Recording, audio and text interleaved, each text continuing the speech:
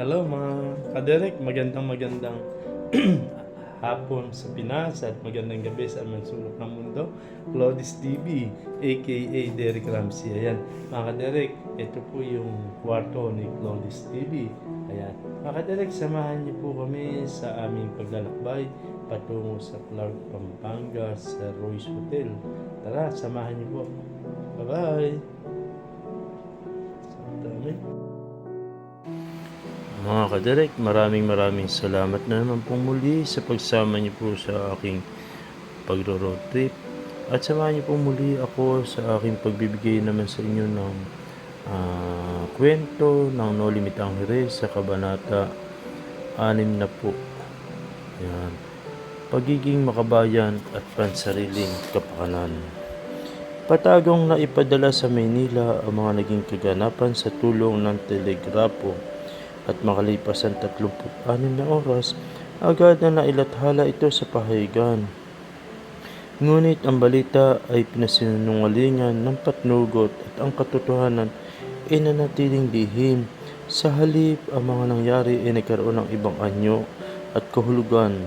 Ang magandang balita na tumutukoy kay Padre Salvi at sa Alperes ay para sa kagalingan ng simbahan at militar. Ang balita ay nakatuon lamang sa krus, katungkulan at kapangyarihan. Sa bayan naman na pinang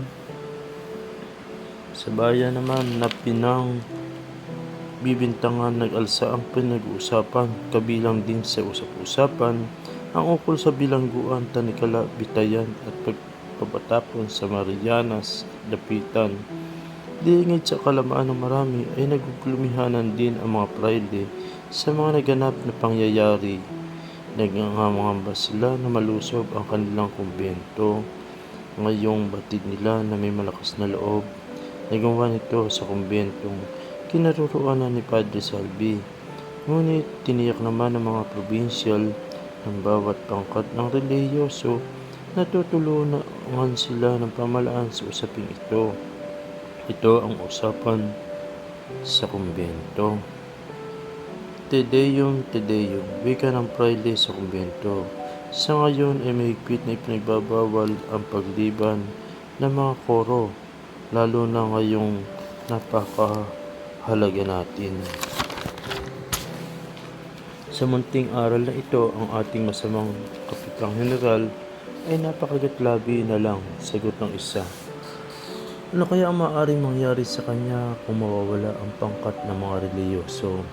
Ipagpasalamat niya na may isang militar na tumutulong sa pagsulong ng simbahan at ng pamahalaan. At upang mas may pagdiwang ang pista hanggang ang kapatid nating taga-luto at taga-pamahala ay mapagsabihan, tayo'y magdiwang na 3 araw. Amen, amen. Mabuhay si Padre Salvi, mabuhay.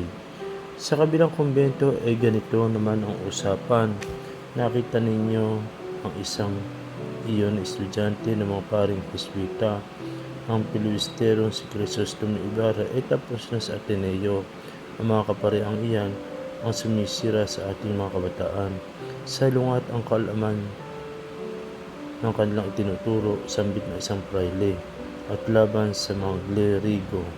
Gaya ng aking sinabi, ang mga Jesuita na sumisira sa ating bansa, sila ay kinukonsinti dahil natukoy nila ang pagtatala ng kung ano kapag may lindol.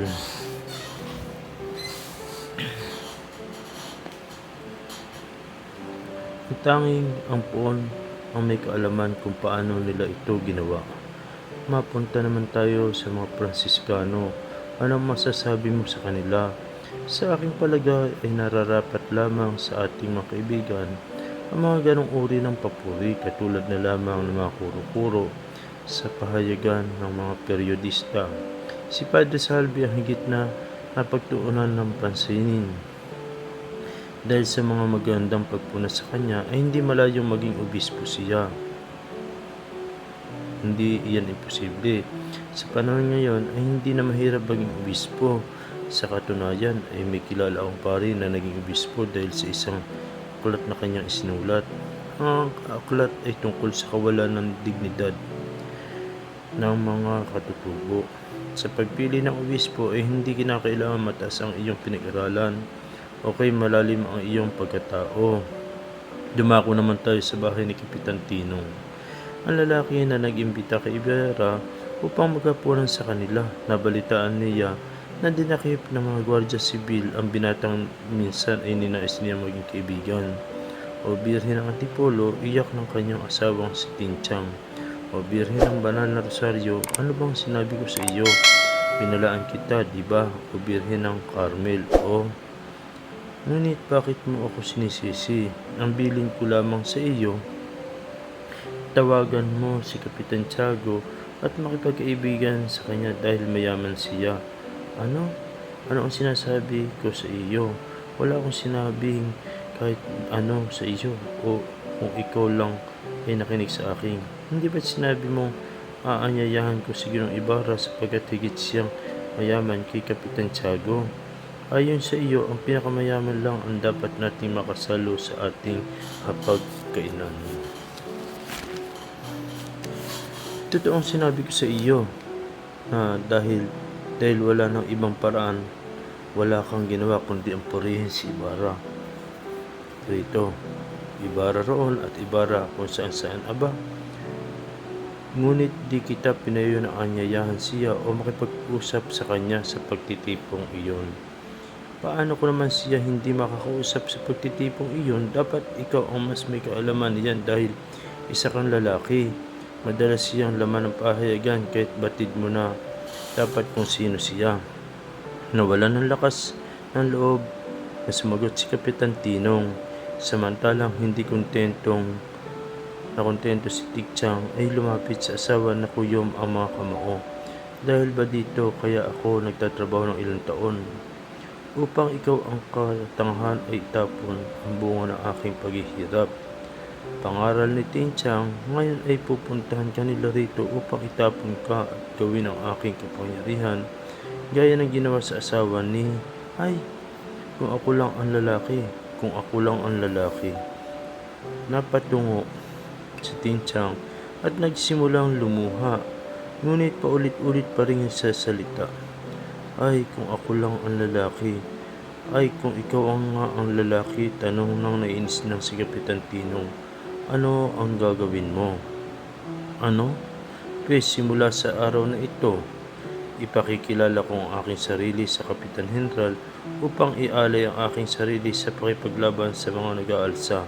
Simula ngayon, hindi mo na nabasa ang nakasulat sa pahayagan. Basahin mo. Ngunit si Kapitan Tinong na rin ang bumasa. Ang karumal-dumal na pag-alsa ay napigilan sa pamagitan ng kapangyarihan at dahas, at sa kalaunan ang kaaway ng inang bayan ay naramdaman ang higit ng batas. Narinig mo ba? Tapos na ang pag-aaklas. Hindi na mahalaga iyon dahil dapat mong ialay ang iyong sarili sa kanila. Kung hindi, ikaw ay ang dadamputin nila. Oo, katulad din ng pagdampot nila kay Padre Bur. Sige, sabihin mo na ang pangalang iyan. At bukas, ikaw naman ang bibitayin sa bagong bayan. Subukan mong banggitin ang pangalan ng 3 paring martir kung nais mong mabilanggo. Kahit na gusto ni Kapitan Tinong na sumagot pang muli, ay di na niya nagawa sapagkat naantala iyon ng pagkatok sa kanilang pintuan. Ang dumating ay ang pinsan ni Tinchang na si Don Primitibo. Siya ay 40 taong gulang, maayos manamit bagamat may katabaan. Marunong din sa magsalita ng Latin at may kaalaman sa aklat ng alamat. Querere, bakit? Tanong nito. Pinsan, sabi ni Tinchang habang mangiyak-iyak na lumapit sa kanya. Ipinatawag kita, hindi ko alam kung anong mangyayari sa amin. Kailangan ko ang iyong tulong. Sanay ka sa Latin, kaya't matutulungan mo kami makapagpaliwanag.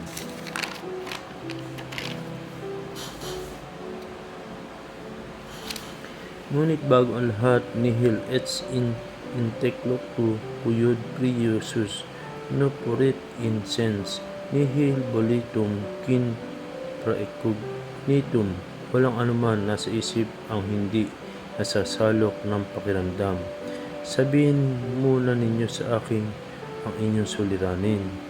Umupo si Don Primitibo, ang pariralang Latin na kanyang nasambit ay waring may kapangyarihang epekto sa mag-asawa kung kaya't napahinto amang ito. Bakit ka naluha?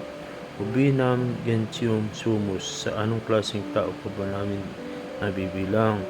Alam mo na marahil ang balitang nilusob ang quarter at ang kumbento. Alasanebtum, paglusob.